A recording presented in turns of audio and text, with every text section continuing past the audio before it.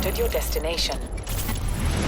Welcome back to Destination Pro Wrestling here on YouTube. My name is Tony. You guys can follow me on Twitter at TangoWithTango. And today we have some big news, AEW news and WWE news. Trust me when I tell you guys, you want to watch this entire video because there's a lot of things going on that I think will actually shock you. Literally, I don't think a lot of people expected this, and I think this is going to be a great topic. These two topics that we got, I think you guys are going to really enjoy. So as always, make sure you guys leave a comment down below in the comment section. Tell me what you guys think, whether you agree, disagree, that's entirely up to you. And if you guys like the content, you guys like pro wrestling stuff, make sure you guys click that subscribe button, join the family. By the way, $4.99 a month, no contract, no commitment. If you guys want to support Destination Pro Wrestling, if you guys want to become a Destination Pro Wrestling champion, it's $5 a month. You get rewards for showing love to us. Now, with that being said, I don't want to talk too much about the channel. I want to get right into it. The Lucha Bros are done with Impact, they're done with MLW, and they're pretty much done with every other company except for AAA and AEW.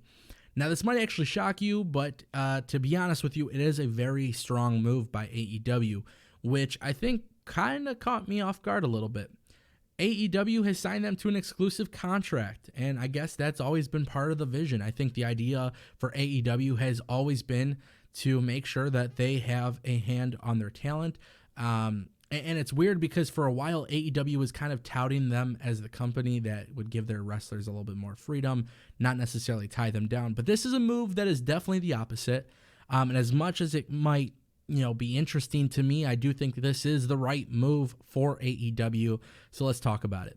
Yesterday, Impact Wrestling had their major Rebellion pay-per-view, which if you guys haven't been watching Impact Wrestling, you guys are definitely sleeping on them because this pay-per-view was really good. Their weekly television is all about building storylines, and whether these storylines are incredible or not, that's not the conversation piece. The thing about Impact is that they're being consistent with their storytelling. So if you guys didn't know, there's been a really nice big story between LAX and the Lucha Bros.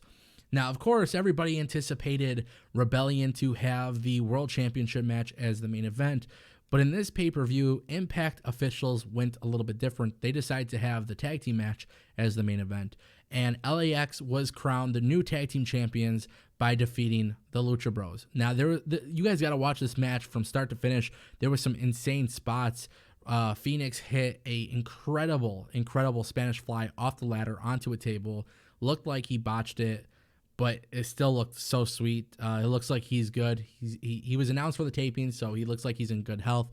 Not expected to miss AEW. But this match was so good. And when they lost the titles to LAX, Conan had them all raise hands together. They celebrated together. And then, of course, all the baby faces from the locker room came out and they celebrated together to end the show.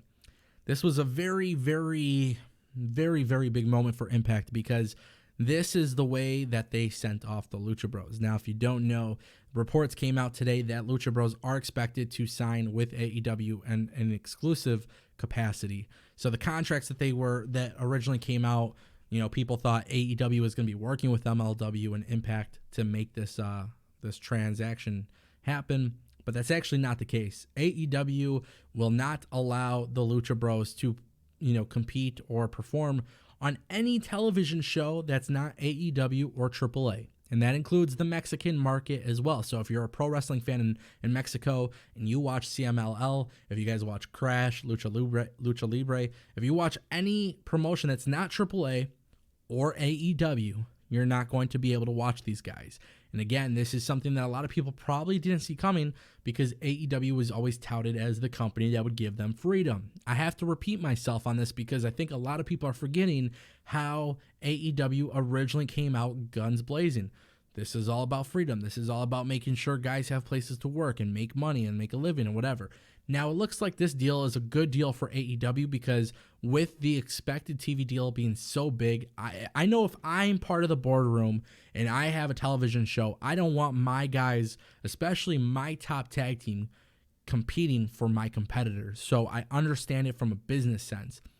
But this is where things get really crazy. The fact that AEW doesn't even want them on any of AAA's competitors. I thought that was a very interesting move. Now, the Lucha Bros, in my opinion, are the top tag team in the world. Right now, they are the biggest biggest names. It was a big deal for them to get signed to AEW in the first place. But now it makes us curious about what's going to happen with guys like Sammy Guevara or MJF or, there's so many people on this roster, Ace Romero. There's so many people that we know that are competing for AEW. We don't know exactly what's going to happen. Are they going exclusively as well? Is this a thing where AEW is only trying to secure top talent? Who knows? But it's definitely a big move. Now, if you guys don't know, Double or Nothing is just a few weeks away. It looks like we're still waiting for some details on the card, which is great stuff. But obviously with them, we don't know what the final card is. We don't know what kind of surprises are in store. Now that we know that Lucha Bros are going exclusively, this pretty much rules out any sort of working relationship with Impact or MLW in the time being. Now, unless AEW announces something, pretty much we could pretty much confirm that we probably won't see anybody exclusively to MLW or Impact show up on Double or Nothing. On other news for the day, yes, guys, we got to talk about it. The Revival. The Revival was offered a huge contract by WWE, and this is one of those things I guess I really don't understand. So for those who don't know, it came out, Jim Ross was doing an interview, and he came out and said, they want to, AEW was looking at signing some stars, and he actually brought up these people's names, and it came out that he was referring to the Revival. Now, Fightful, Sean Sapp, you guys know who he is.